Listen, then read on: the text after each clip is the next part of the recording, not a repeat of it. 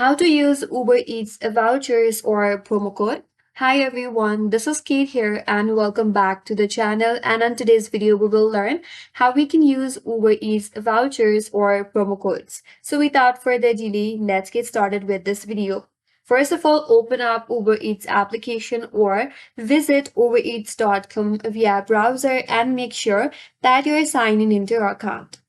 Once you're signed in, navigate to top left, click on this three line at the top left. From this menu bar, you have to search for this option as promotions or vouchers depending upon your version. Now you have an option to apply the promo code. Type the promo code or type your code in the box. Once you're done with that, click on apply. And you will see a confirmation if that code or if the promo code is valid. So once you have successfully applied your promo code, now you can place your order for the food and add it to the cart. Now go to the checkout process by clicking on the cart at the top right.